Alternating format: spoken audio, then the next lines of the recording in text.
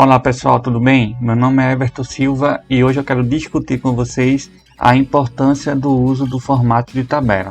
Então vamos imaginar o seguinte, vamos supor que nessa tabelinha que eu já tenho aqui definida, eu vou inserir uma nova informação, as vendas no dia 11. Então vou colocar aqui 11 de maio de 2020, que eu vendi o código 1004, que é o produto, tá?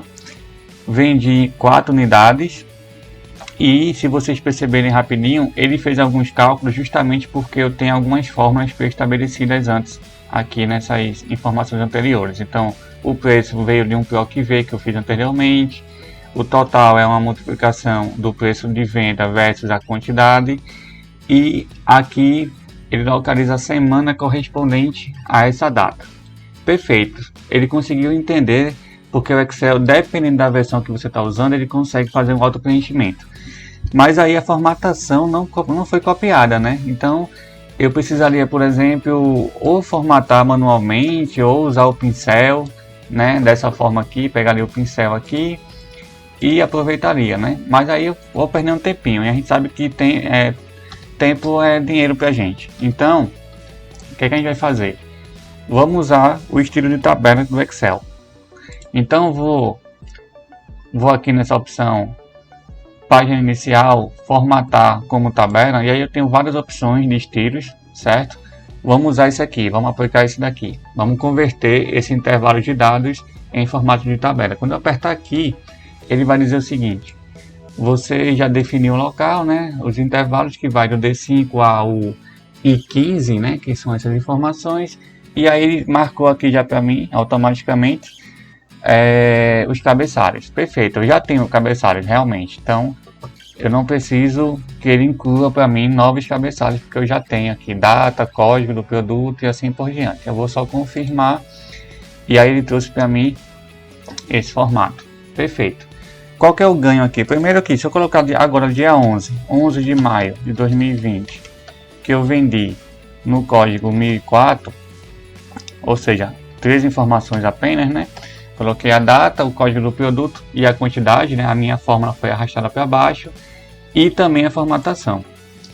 Então, eu tive um ganho aí já da questão da formatação, que ele replicou linha a linha. Então, se eu for no dia 12, vai fazer a mesma coisa e assim por diante.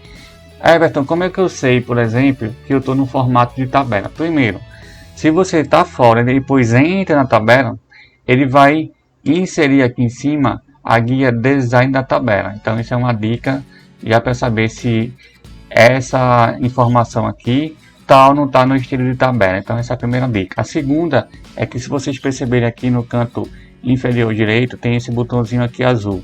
Isso aqui representa que quando você for digitando dados, logo em seguida ele vai replicar a formatação e o estilo de tabela. Então essas duas dicas mostram que está ou não está no formato de tabela, tá? Outra coisa que você tem que perceber é o seguinte: vocês podem usar aqui essa guia design da tabela e fazer algumas formatações. Por exemplo, eu não quero, Everton, ter esse filtro aqui, como é que eu faço? Então você pode vir aqui nesse design e desmarcar, certo? E aí você pode usar um filtro mais avançado, um filtro mais bacana. Como assim?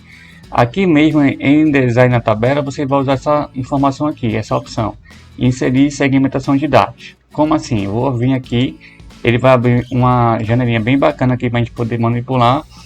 Por exemplo, eu vou colocar uma segmentação de dados para código de produto e a semana. O que é que vai acontecer? Ele abre para mim duas janelinhas aqui, dois botões, um para produto e outro para semana. Eu vou só ajustar aqui o tamanho deles, vou colocar aqui ao lado. O código também vou fazer um pequeno ajuste, vou colocar aqui em duas colunas aqui, ó. Ficou mais arrumadinho, e agora eu consigo filtrar de uma forma mais interessante do que aquele botão tradicional. Por exemplo, eu posso ver qual foi a venda dessa semana aqui, 3 de maio, 9 de maio. Posso ver qual foi o comportamento dos produtos, né, dessa forma. E aí fica uma situação bem mais interessante, bem mais produtiva. Então assim, eu não falei nesse vídeo em nenhum momento de tabela dinâmica. Isso é para o próximo vídeo, mas muito do que a gente usou aqui nós vamos discutir na tabela dinâmica. Por exemplo, a questão da segmentação de dados. Tá? Então é isso, pessoal. Espero ter ajudado. Um vídeo curto.